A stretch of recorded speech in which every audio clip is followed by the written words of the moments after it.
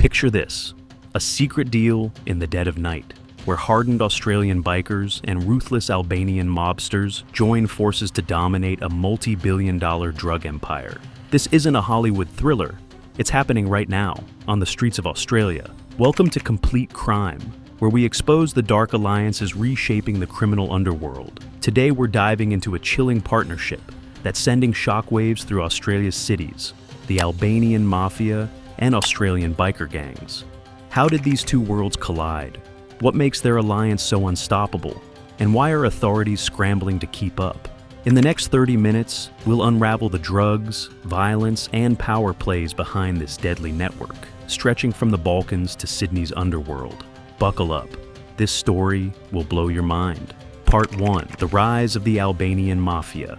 To understand this alliance, we first need to know who the Albanian Mafia is and how they became a global criminal powerhouse. Albania, a small country in the Balkans, faced chaos in the 1990s after the fall of communism. The collapse of pyramid schemes in 1997 triggered an economic crisis, pushing many Albanians into poverty and fueling the rise of organized crime. Blackmail, extortion, and drug trafficking became rampant as criminal groups filled the power vacuum. By the early 2000s, Albanian criminal groups, often organized around tight-knit family clans called FIS, had gone global. These groups operate under a code called Besa, a sacred Albanian vow of loyalty and trust. Violating Besa can mean death, not just for the individual, but for their entire family back in Albania. This code makes Albanian gangs incredibly disciplined and hard to infiltrate.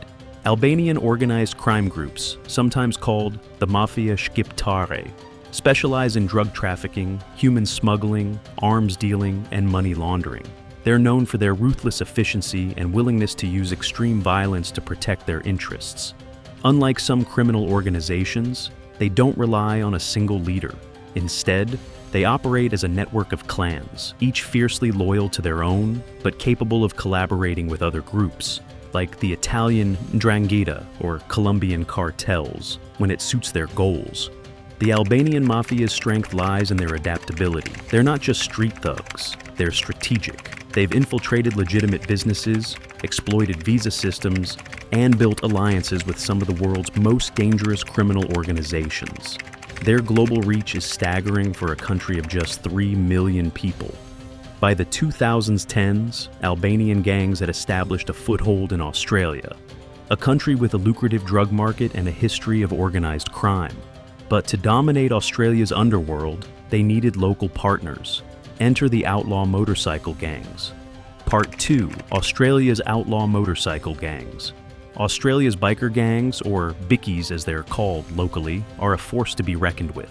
Groups like the Hells Angels, Bandidos, Comancheros, and Rebels have been a staple of the country's criminal landscape since the 1960s. These gangs are involved in everything from drug trafficking to extortion, and they're notorious for their violent turf wars. One of the most infamous moments in Australian biker history was the 1984 Milpera massacre, where a clash between the Comancheros and Bandidos in Sydney turned into a deadly gun battle. 6 gang members and a civilian were killed, shocking the nation. This event showed just how far these gangs were willing to go to protect their territory and profits. Today, biker gangs operate across Australia, with strongholds in Melbourne, Sydney, Queensland, South Australia, and Tasmania. They control much of the country's methamphetamine trade, a drug that's highly profitable due to Australia's high demand. But unlike their American or European counterparts, Australian biker gangs have resisted consolidation. They're fiercely independent, which made them perfect partners for the Albanian Mafia.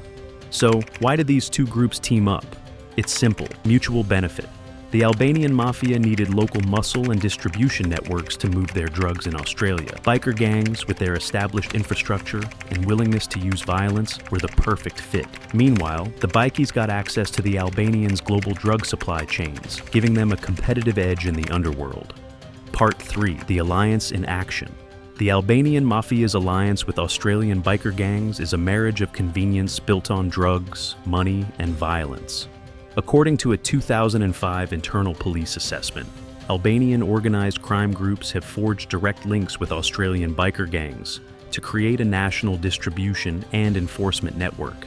This partnership has allowed them to flood Australia with cocaine, methamphetamine, and cannabis, often sourced from South American cartels or Asian triads. Let's break down how this works. The Albanian Mafia negotiates directly with suppliers like Colombia's Clan del Golfo or Mexico's cartels, securing high-purity drugs at low prices. These drugs are smuggled into Australia through ports in Melbourne and Sydney, often hidden in shipping containers or vehicles. Once the drugs arrive, biker gangs take over, using their local networks to distribute them across cities and rural areas.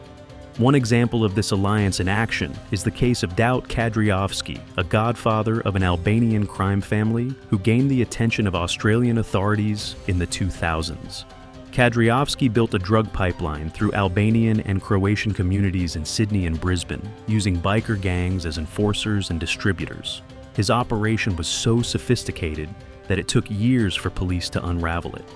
A 2023 investigation by the Age and the Organized Crime and Corruption Reporting Project revealed just how entrenched this alliance has become. Albanian gangs have infiltrated every level of Australian society, from local communities to legitimate businesses. They've even exploited Australia's visa system, sending clean skins, people with no criminal records, to operate under the radar. The biker gangs bring their own strengths to the table. They're not just distributors, they're enforcers. If a deal goes wrong or a rival gang tries to muscle in, the bickies handle it with brute force. This was evident in a 2009 clash at Sydney Airport, where a fight between the Comancheros and Hells Angels left one man dead in front of shocked witnesses. Police believe Albanian operatives were involved behind the scenes, orchestrating the conflict to weaken rival groups. The Albanians are the brains, and the bickies are the muscle. The Albanians bring the drugs and the strategy, while the bikers provide the intimidation and the street-level control. It's a perfect symbiosis, but it's a nightmare for law enforcement. The impact of this alliance is staggering. Albanian gangs and their biker partners have driven down the price of cocaine in Australia by securing direct supply lines from South America. A kilo of uncut cocaine that once cost $45,000 now goes for as low as $30,000, making it more accessible and fueling addiction across the country. Part 4. The challenges for law enforcement. Australian authorities are fighting an uphill battle against this alliance. The Albanian Mafia's tight-knit structure, rooted in family ties and the Besa Code, makes it nearly impossible to infiltrate. Meanwhile, biker gangs are notoriously loyal and willing to use violence to protect their operations. According to the Australian Criminal Intelligence Commission, Albanian organized crime is one of the biggest threats to Australia's security. In 2020, they warned that Albanian gangs were exploiting weak immigration controls to bring in operatives, some of whom have been linked to shootings, drug importations, and money laundering. One shocking case involved an Albanian gangster who got a visa despite having killed 2 men in a bar in Albania. Victoria Police Commander Paul O'Halloran has called Albanian gangs highly dangerous and very adept at manipulating Australia's systems. They use professional facilitators to navigate visa processes and even plant drugs to frame rivals or law enforcement. This level of sophistication makes them a unique challenge. Biker gangs, meanwhile, are no strangers to law enforcement crackdowns. States like South Australia and Queensland have introduced tough anti-bikie laws, including task forces dedicated to disrupting their activities. But these gangs are resilient, diversifying into legal businesses to launder money and hide their profits.